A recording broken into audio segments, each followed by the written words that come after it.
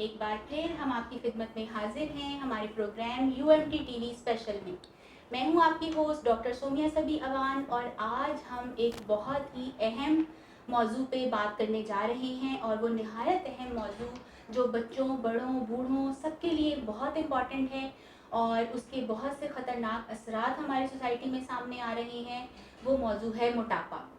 इस पे बात करने के लिए आज हमने लाहौर की leading dietitian miss Hafsa Tahir को अपने स्टूडियो में दावत दी है। She has done her BS from college of home economics Punjab university Lahore and she has done her master's degree from University of Animal and Veterinary Sciences Lahore, and at present currently she is a PhD scholar and doing PhD in nutrition and dietetics, and she is also working as a lecturer in School of Health Sciences, University of Management and Technology from last 5 years. She is a well known dietitian. आज हमें miss Hafsa Tahir बताएंगी कि मोटापा क्या है और मोटापे के इलाज में हम किस तरह घर की सतह पे अपनी हेल्प कर सकते हैं। जी तो मिस हफ्सा, अस्सलाम वालेकुम, कैसी हैं आप? वालेकुम अस्सलाम, अल्हम्दुलिल्लाह। आप कैसी हैं? अल्हम्दुलिल्लाह। जी मिस हफ्सा, हम अपनी गुफ्तगू का आगाज़ करते हैं। हमारा पहला सवाल है आपसे कि मोटापा किसे कहते हैं? ठीक है। मोटापे को अगर मैं आम इंसान की ज़ुबान में कहूँ तो वज़न कम कर रहा हद से बढ़ जाना। अब हर एक के लिए जो है वज़न का बढ़ना नुकसानदेह भी नहीं होता है। कुछ लोग जो है खुद से जो है वज़न जो है गेन कर रहे होते हैं ताकि जो है वो अच्छे दिख सकें। कुछ लोग जो हैं मोटापे की तरफ चले जाते हैं। मोटापा क्या होता है? जब आप जो है आपका पेट निकलना शुरू हो जाए, आपको महसूस हो कि आप जो है पहले जैसा आपका इमेज नहीं रहा है और आपका जो है वज़न बहुत ज़्यादा बढ़ता जा रहा है, तो वो मोटापा कहलाता है, जो मुख्तलिफ बीमारियों की तरफ जो है लीड करता है। उसकी वजूहात बन सकता है। जी, और कौन से अफराद हैं मिस हफ्सा, हमें बताइएगा कि जो जल्दी मोटापे का शिकार हो सकते हैं? ठीक है।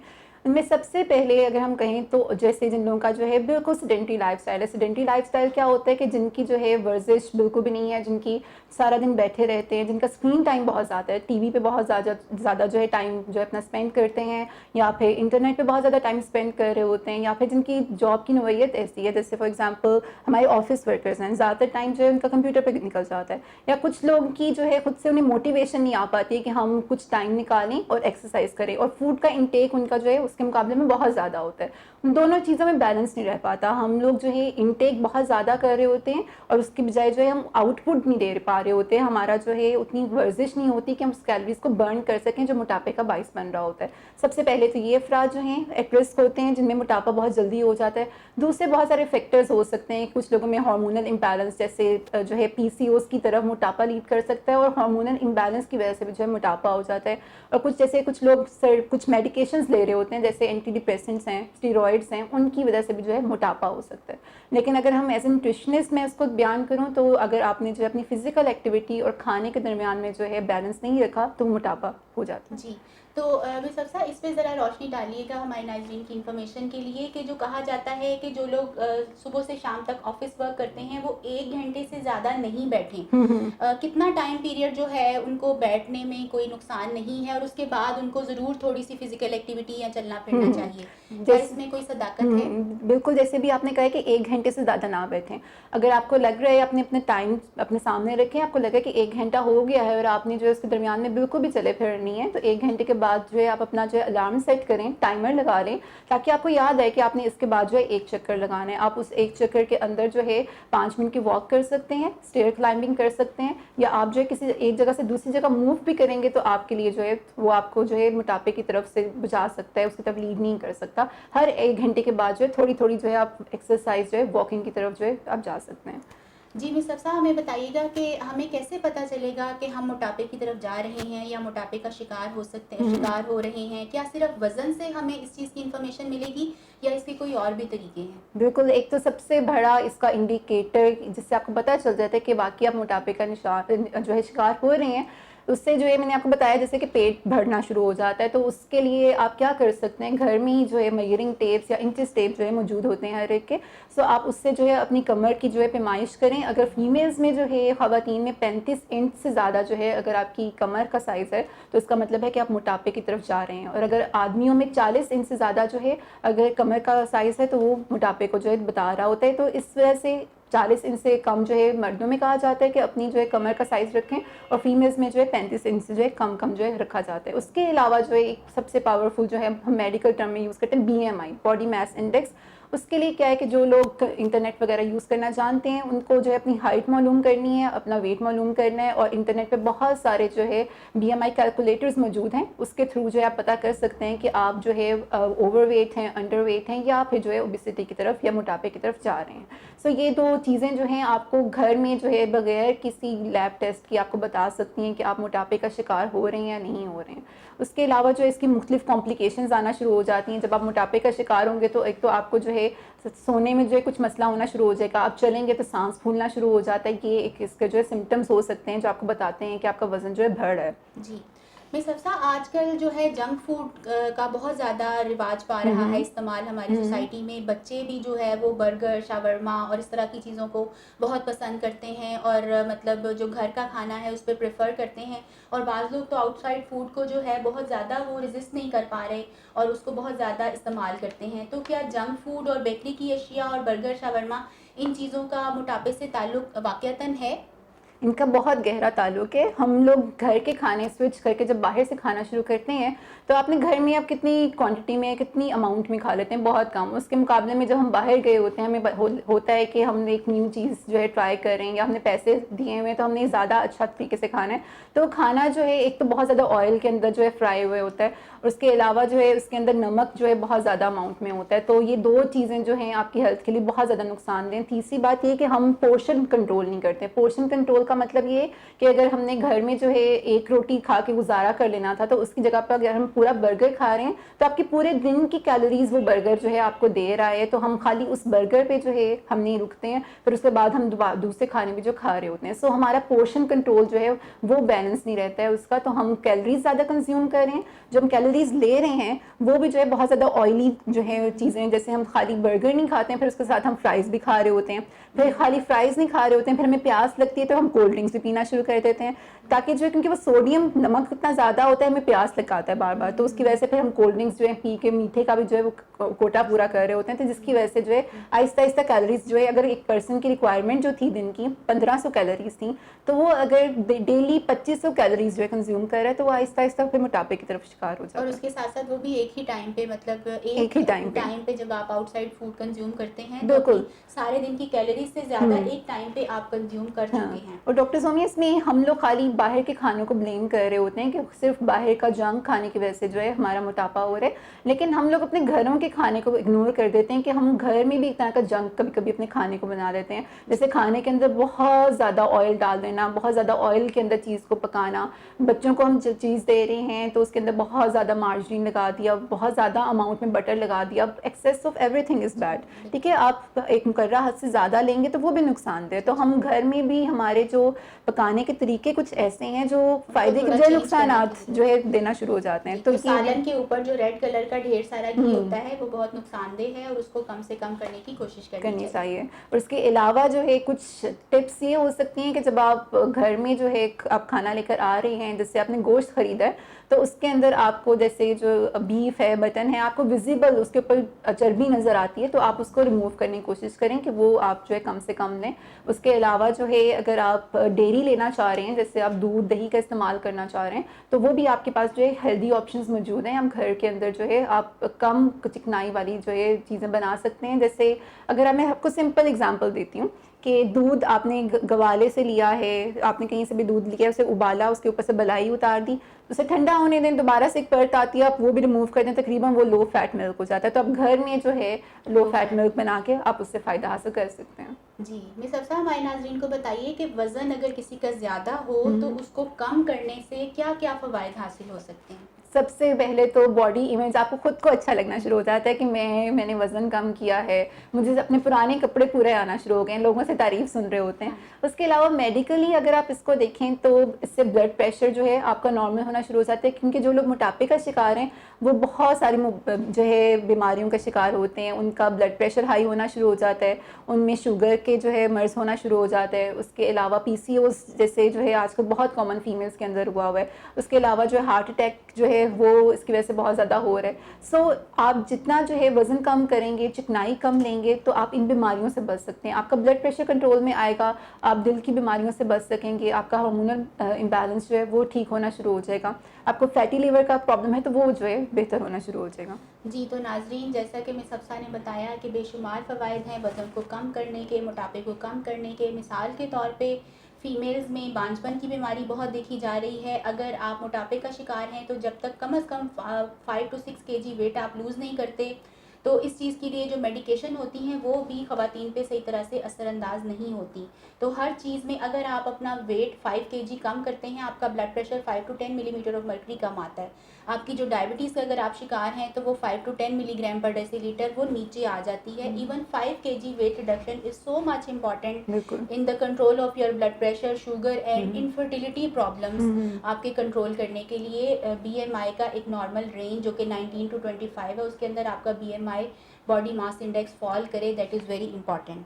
जी, तो मोटापे के क्या नुकसानात हैं? मोटापे के नुकसानात अभी जैसे आपने भी बताया कि फीमेल्स के अंदर जो है इनफर्टिलिटी जो है बहुत कॉमन हो गई है, वो पीसीओएस जो है पॉलीसिस्टिक ओवरी सिंड्रोम जो है बहुत कॉमन होता जा रहा है, और ज़्यादातर जो है मोटापा ही इसकी जो है कॉज बनता है। तो उसके लिए जो सबसे पहले कहा जाता है कि अपना वजन कम करें। उसके अलावा जो है ब्लड प्रेशर का मसला जो है, हमें लगता था कि पहले इससे बूढ़े अफराद को जो है ब्लड प्रेशर हो सकता है, लेकिन अब बहुत जो है अपनी अर्ली 20s में भी बहुत सारे लोग आते हैं जिनको हाई ब्लड प्रेशर, हाइपरटेंशन का इशू होता है, और वो रीज़न यही है कि उनका जो है लाइफस्टाइल, हमें अपना पूरा लाइफस्टाइल चेंज करने की ज़रूरत है। हम लोगों को लगता है कि नहीं, हमें थोड़ी देर के लिए हम फॉलो करेंगे तो ठीक हो जाएगा। सो ब्लड प्रेशर जो है उससे बचा जा सकता है। उसके अलावा जो है हमें जो है आपकी जो आर्टरीज हैं उसके अंदर जो है फैट जमा होना शुरू हो जाता है, जिसकी वजह से जो है हार्ट अटैक जो है उसकी तरफ लीड करता है। सो ये कुछ कॉम्प्लिकेशंस हैं जो हो सकती हैं एक पर्सन के अंदर ओबेसिटी या मोटापे की वजह से। ये बहुत कम है, बहुत लातदाद जी, जो है जैसा कि कहा जाता है कि मोटापा 100 बीमारियों की जड़ है। बिल्कुल। जी, तो ये कहना किसी तरह से भी गलत नहीं है। इसके अलावा हम आपसे पूछना चाहेंगे कि एक ओबेसिटी के शिकार, कि ओबेसिटी के मर्ज़ के शिकार इंसान को, मरीज़ को कौन सी डाइट लेनी चाहिए जिससे कि उसका मोटापा कंट्रोल में आ सके या कुछ हद तक ट्रीट हो सके? वज़न कम करने के लिए कौन सी डाइट बेहतर है?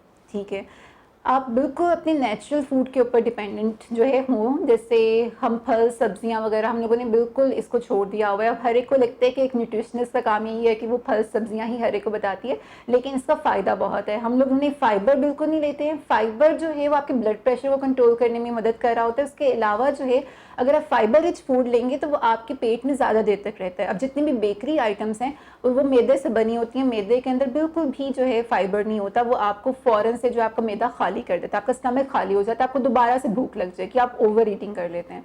तो अगर आप जो है फाइबर रिच फूड लेंगे तो वो आपके पेट में ज़्यादा देर तक रहती है, आपको वो जो है भूख का जो है आपको एहसास नहीं होता। फाइबर रिच फूड कौन सी है? जैसे हम जो है चोकर का आटा जो है हम उससे रोटी बना सकते हैं। आप जो है बासमती राइस यूज़ कर सकते हैं। आपके जितने भी फल हैं आप छिलके समेत खाएं, वो आपको फाइबर देंगे। आपका जो है फ़ौरन से शुगर लेवल्स भी एकदम से ऊपर नहीं होंगे, आपको जो है डायबिटीज़ का मसला नहीं होगा। उसके अलावा जो आपके पेट में खाना काफ़ी देर तक रहेगा। वेजिटेबल्स जो हैं, सब्जियां ज़्यादा से ज़्यादा खाएं, और जितनी भी बेकरी की आइटम्स हैं या ऑयली चीज़ें हैं वो कम से कम खाएं, जिसकी वजह से जो है आप मोटापे से जो है बच सकते हैं। जी हाँ नाजरीन, और एक टर्म हमारे मेडिकल में इस्तेमाल होती है सेटिटी।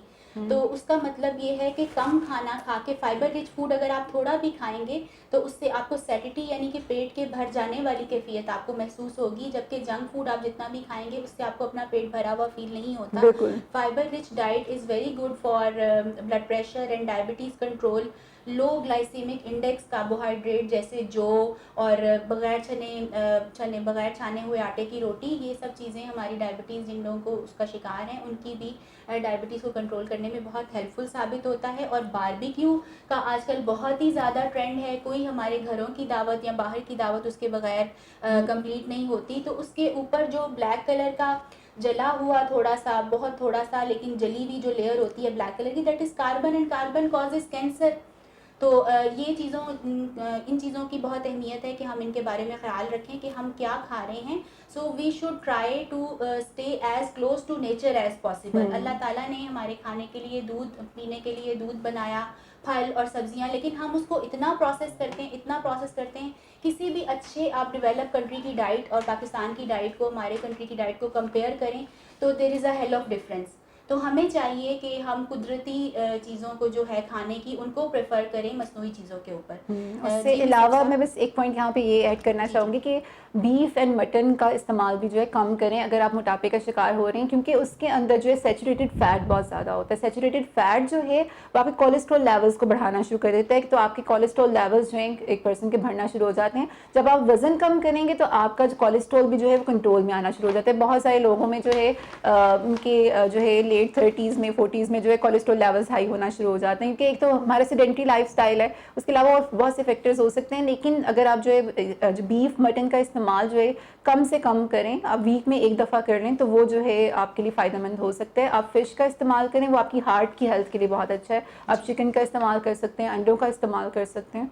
और फिश में ओमेगा 6 और ओमेगा 3 थ्री फैटी एसिड्स भी होते हैं which is a beneficial kind of fat, और एजिंग को डिले करते हैं, और गुड फैट्स हैं, और आपके जो HDL अच्छी वाली फैट है बॉडी में उसके लेवल्स को बढ़ाता है। और ओमेगा 6 अगेन and अपनी 3। कुकिंग टेक्निक्स पे फोकस करें कि हम लोग फिश को भी जो है नुकसानदेह कैसे कर लेते हैं कि उसे ढेर सारे ऑयल के अंदर फ्राई करके। आप ग्रिल्ड फिश जो है उसकी तरफ मूव कर सकते हैं, आप स्टीम फिश, बेक फिश जो है उसकी तरफ जा सकते हैं। बिल्कुल, तो that is much much better कि हम जो हमारा एक रूल है कि ऑयल के बगैर कोई कुकिंग नहीं हो सकती। जब तक हम उसमें से किसी हद तक बाहर नहीं आएंगे, हम अपनी फिज़ीक और बॉडी की जो एक अच्छी शेप है और एक नॉर्मल जो अच्छा वेट है नॉर्मल रेंज में उसको मेंटेन नहीं कर सकेंगे। जी, तो मिस हफ्सा, हम आपसे ये सवाल पूछना चाहेंगे कि मार्केट में बहुत तरह के डाइट प्लान्स और सप्लीमेंट्स जो हैं वो अवेलेबल हैं, तो उनमें से जैसे अब मैं नाम नहीं ले सकती ब्रांड नेम, डायबिटीज़ के लिए और मुख्तलिफ जो है मोटापा कम करने के लिए बहुत सारे फूड सप्लीमेंट्स, क्या उनमें से कुछ बेहतर हैं या उनका कोई फ़ायदा है? अगर मैं एज अ डाइटिशियन बात करूं तो हमारा मेन फोकस यही है कि आपका लाइफस्टाइल जो है चेंज किया जाए। मार्केट में बहुत सारे डाइट प्लान्स भी लोग बहुत ज़्यादा जो है उसे ब्लाइंड फॉलोअर्स उनके हैं, जिससे आजकल जो है कीटोजेनिक डाइट, जिससे आप जो है इन शॉर्ट कीटो डाइट कहते हैं, वो बहुत फेमस है। उसके अलावा मिलिट्री डाइट है, डिटॉक्स हर डाइट्स मॉर्निंग है। शो में कीटो डाइट का जब तक बिल्कुल ना बताएं वो बिल्कुल। कंप्लीट नहीं होता। सो कीटो डाइट से नो डाउट आपका वेट कंट्रोल कैसे होता है कि आपने कार्ब्स तो बिल्कुल स्किप कर दे, कार्बोहाइड्रेट्स आप नहीं ले रहे हैं, लेकिन नुकसानात क्या हैं कि उसके अंदर फैट जो है बहुत ज़्यादा अमाउंट में है, प्रोटीन आप अपनी रिक्वायरमेंट से बहुत ज़्यादा ले रहे हैं, तो उसके नुकसानात जो है आपकी हार्ट की हेल्थ पे जो है उसका असर आना शुरू होता है। उसके अलावा फैट आप जितनी ज़्यादा लेंगे तो वो भी जो है आपकी बॉडी के लिए नुकसानदेह होती है। सो एज अ डाइटिशियन मैं आपको यही कहूँगी कि आप जो है किसी भी स्पेसिफिक डाइट को फॉलो ना करें। आपको अल्लाह ताला ने जितनी नेमतें दी हैं लें, लेकिन उसको जो है उसकी हेल्दी ऑप्शन भी मौजूद है, जैसे हमने भी डिस्कस किया है कि आप जो है आटे को भी जो है बदल सकते हैं। जैसे अब तो मल्टीग्रेन जो है फ्लावर अवेलेबल है, आटा अवेलेबल है। उसके अलावा जो है अगर आप ब्रेड्स की तरफ मूव करते हैं तो ब्राउन ब्रेड जो है वो अवेलेबल है, तो बहुत अच्छे। जिससे आपको फाइबर, बेसिक मकसद क्या है कि आपने फाइबर ज़्यादा से ज़्यादा लेना है ताकि जो है आपको पेट आपका भरा हुआ लगे, आपको जो है जल्दी भूख ना लगे। आपको जितनी जल्दी भूख लगेगी, जितने भी आप जो है रिफाइंड चीज़ें खाएंगे, भूख ज़्यादा लगेगी, आप दोबारा से ओवर ईटिंग करेंगे। सो आप किसी भी एक स्पेसिफिक डाइट पे ना रहें कि मैंने डिटॉक्स डाइट ही लेनी है या कीटो डाइट लेनी है। आप सारी चीज़ें खाएं, पोर्शन कंट्रोल करके खाएं और अपनी कुकिंग टेक्निक्स को इम्प्रूव करें।